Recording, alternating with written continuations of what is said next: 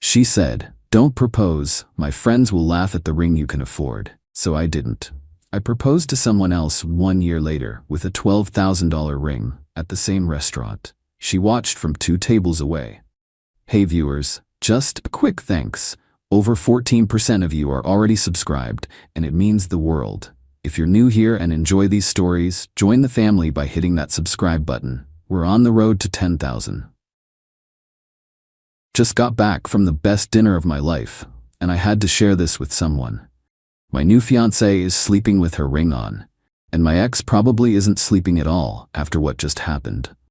Let me start from the beginning. 3 years ago, I was dating Claire, 27F, for about 18 months.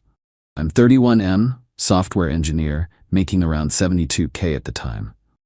Claire worked in marketing for some fashion company, always worried about appearances and what people thought. We were at that point where everyone expected an engagement. Her friends kept asking when I was going to pop the question. Her mom was dropping hints, the whole deal. So I started saving up for a ring. After budgeting everything out, I could afford maybe a $2,800 ring without going into debt or wiping out my emergency fund. Not huge, but decent for where I was financially. I found this nice ring at a local jeweler. Good stone, classic setting, solid quality for the price range. The jeweler showed me the specs, explained everything. I was excited to surprise Claire with it. Here's where everything went sideways. Claire's birthday was coming up, and we were having dinner at Marcello's, this upscale Italian place she loved. I was planning to propose that night, had the ring in my jacket pocket, made sure we got her favorite table. During dessert, I started steering the conversation toward our future, talking about how happy I was with her, how I could see us building a life together, setting up the moment. That's when Claire got this serious look and said, "Actually, we should probably talk about something. What's up?" Well, my friend Jessica got engaged last month, and honestly, her ring was embarrassing. Like, really embarrassing. She tries to hide it when we go out because it's so small. I felt my stomach drop, but kept my expression neutral. That's too bad. The thing is, Brad, I know you've been thinking about proposing, and I need you to know that my friends would absolutely judge whatever ring you can afford right now. It would be humiliating for both of us. The ring in my pocket suddenly felt like it weighed 50 pounds. So what are you suggesting? Maybe wait a few years until you're more established. I mean, look around this restaurant. See those couples? The women all have real rings, substantial rings. I can't show up to events with something tiny just because you're not ready financially. I looked around the restaurant, saw the couples she was talking about, then looked back at her perfectly serious face. You're saying, don't propose because you'd be embarrassed by what I can afford. I'm saying be realistic about where you are in life. There's no shame in waiting until you can do it properly. The waiter brought the check. I paid it without saying much. Drove Claire home in complete silence. "Are you mad?" she asked as I walked her to her door. "No," I said. "You were very clear about your expectations." That night I returned the ring. Full refund, no questions asked. I also started thinking really hard about what Claire had actually told me. She cared more about what her friends thought than about being engaged to me. She valued the appearance of success over the reality of our relationship.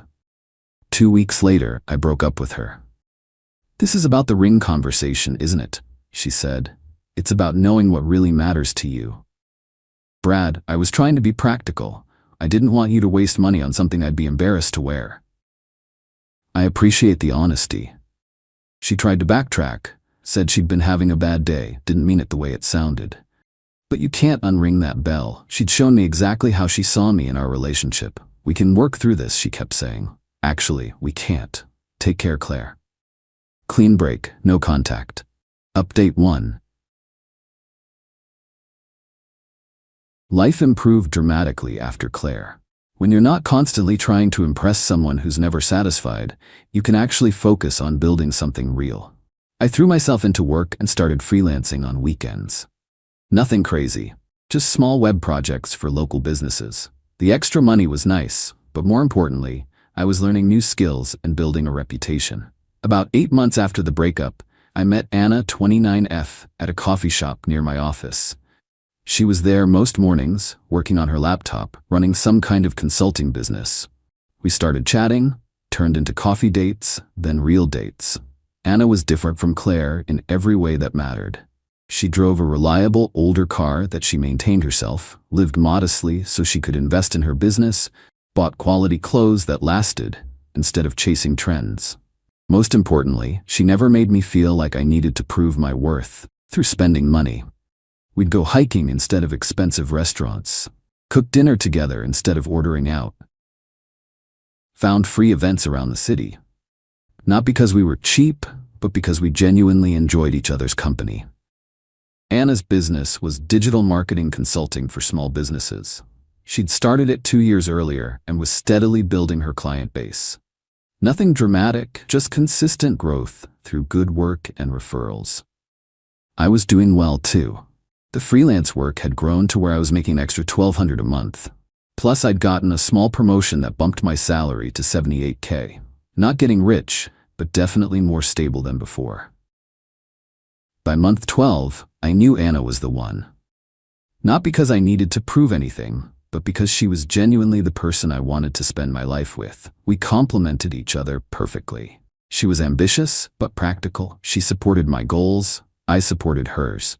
We were building something together instead of just trying to look successful. The ring shopping was completely different this time. Anna had mentioned she liked vintage styles, thought modern rings were sometimes too flashy. So I went to several antique shops and estate jewelry stores. Found this beautiful 1940s ring.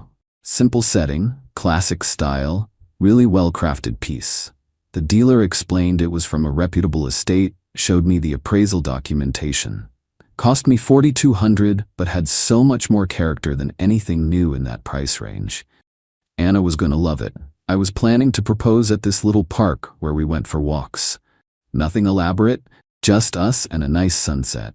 Then life threw me a curveball. Update 2, 2 years and 3 months later. Fast forward to 6 months ago. My freelance work had grown enough that I was making an extra $8K annually. Anna's business had expanded to where she was earning around $65K. Together, we were doing really well financially, but more importantly, we were happy. I'd been planning to propose for months, had the ring, had spoken to Anna's parents, everything was ready. Then Anna mentioned that one of her long-term clients wanted to take her team to dinner to celebrate completing a major project. The client was some mid-size marketing firm downtown. Guess where they were going? Marcello's. The same restaurant where Claire had told me not to propose. That's a nice place, I said casually. When's the dinner? Next Thursday. Should be fun. It's a big client, so they're going all out. I had an idea.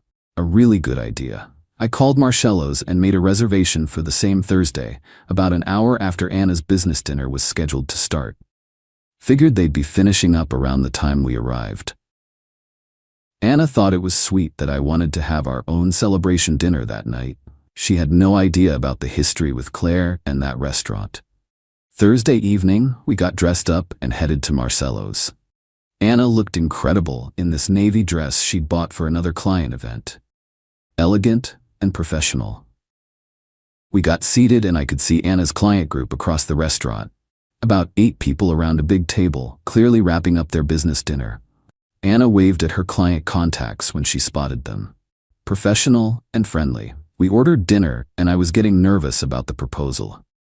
Had the ring in my pocket, had practiced what I wanted to say, but the moment still felt huge. About halfway through our meal, I noticed someone at the client table who looked familiar. Took me a minute to place her, but then I realized it was Claire. She must have gotten a job at Anna's client company. Small world, but not impossible in our city's marketing scene. Claire spotted me around the same time. I watched her face go through confusion, then recognition, then surprise when she saw Anna. "You okay?" Anna asked. "You look distracted." "Just thinking about dessert," I said, which wasn't entirely a lie. Claire's group was finishing up, getting ready to leave. Perfect timing. When the waiter brought our dessert, I knew it was time. I reached into my jacket and pulled out the ring box. Anna's eyes went wide. "Brad, what are you doing?" "Something I've been planning for months."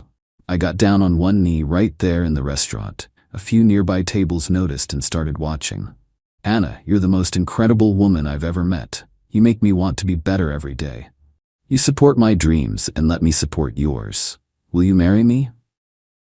The ring was perfect in the candlelight. Vintage setting, beautiful stone, exactly Anna's style. Yes, of course, yes. A few people at nearby tables started applauding. Anna was crying happy tears. I was probably tearing up too. The waiter brought champagne to celebrate. I could see Claire's group had stopped their departure to watch. Claire was staring at the ring, clearly trying to process what she was seeing. Anna was admiring the ring, taking photos, calling her parents. Everything an engagement should be, joyful, genuine, celebrating the start of our future together. This is the most beautiful ring I've ever seen, Anna said. How did you know exactly what I'd love? Because I pay attention to what matters to you. Claire's group finally left, but I caught her looking back once as they walked out. We stayed for another hour, enjoying champagne and celebrating. Anna was glowing with happiness. On the way home, Anna kept looking at her ring. I can't believe you kept this secret. When did you even find time to shop for something this perfect? I've been looking for months, wanted to find exactly the right thing. It's absolutely perfect. Final update, 3 months later. The engagement has been everything I hoped it would be. Anna and I have been busy with wedding planning, set a date for next spring, found a great venue, starting to put together our guest list. All the happy chaos of planning a celebration with someone you actually want to marry.